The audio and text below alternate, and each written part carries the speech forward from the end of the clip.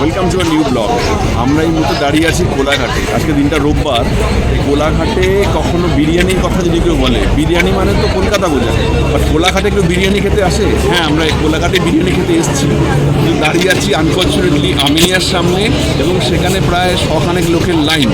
তো সেখানে ভিতরে ঢোকার আর সৌভাগ্য হবে না, বাইরে বৃষ্টিও পড়ছে। তাই জন্য রাজ ক্যামেরাতে দাঁড়িয়ে আছে, আমি এখানে দাঁড়িয়ে আছি, সুস্মিতা ওখানে বসে আছে। আমরা বাইরের লনে বিরিয়ানিটা খেয়ে নেবো, খেয়ে নিয়ে ফিডব্যাক বা রিভিউ দেবো কেমন হলো। তো এখন অর্ডার দেওয়া প্লেস করা হয়ে গেছে আমার টেক অ্যাওয়েতে। খাবারটা আনবো।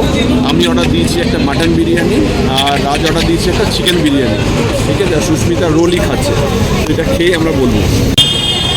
বিরিয়ানিটা খাবার আগে সেই বিরিয়ানি পৌঁছে যাওয়া সেই গল্পটা আবার বলে দিই, কী করে বিরিয়ানিটা কলকাতায় আলু বিরিয়ানি এলো। সবাই জানে, তবু আবার বলি।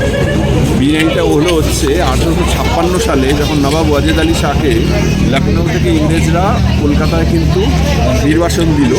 তখন নবাবের ঠাটবাট যেমন ছিল, বজরা এসে লাগলো গঙ্গার ঘাটে, মিঠিয়া বুরুজের ওখানে, তাতে চাকর বাকর সবাই মিলে একটা রাজকীয় ব্যাপার। কিন্তু ইংরেজদের তো ভাতাটা খুব কম ছিল, তাই জন্য রাজা মশাই কিন্তু নবাব মশাই কিন্তু আর সবাইকে খাইয়ে যেরকমভাবে বিরিয়ানি খাইয়ে অভ্যস্ত, সেভাবে কিন্তু খাওয়াতে পারছিলেন না। তো সেই জন্য তখন পর্তুগিজরাও সদ্য আলু এনেছিল ইন্ডিয়াতে। তো সেই আলুর ব্যবহার শুরু হলো বিরিয়ানিতে, যাতে বেশি সংখ্যক লোককে কিন্তু খাওয়ানো যায়। তো আলু এইমাত্র কিন্তু এই মুহূর্তে কিন্তু পৃথিবীর মধ্যে একমাত্র কলকাতাতেই আলু বিরিয়ানি পাওয়া যায়। বিরিয়ানির মধ্যে আলু ছাড়া কলকাতার লোকের কাছে বিরিয়ানি অসম্পূর্ণ।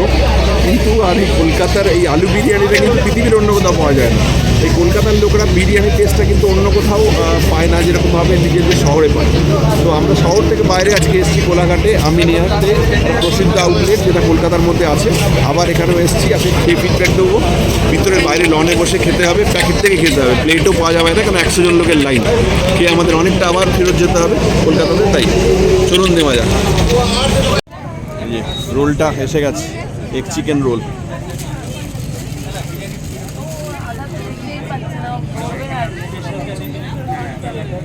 আর আমাদের বিরিয়ানিগুলো বের কর। এটা কি মাটন বিরিয়ানি এসে গেছে ডাব্বা।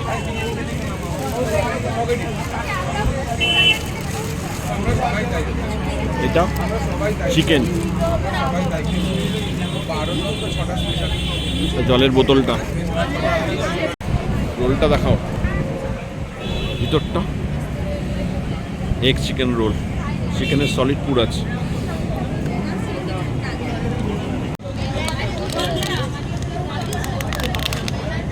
ভুলে গেছি বিরিয়ানি। হ্যাঁ,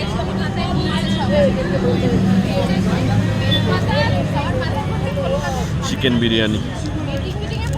আর এইটা হচ্ছে মাটন, হাত দিয়ে খেতে হবে, থালা টালা নেই। একবারে দেখে নেই, এখান থেকে তুলে দেখাতে হবে। ড্রাই বিরিয়ানি, আলু বোখরাটা বলবো।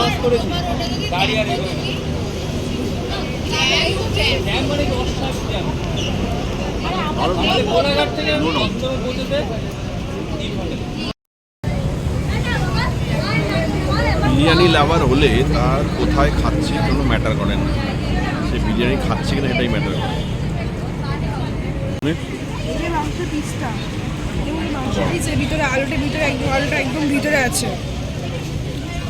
অনেকটাই বড়। আর আমারটা এখনো দেখি মাটনের পিসটা বেরোয় কীভাবে। এই যে বেরিয়েছে মাটনের পিস, পেল্লা একটা পিস, অনেকটাই বড় করেছে।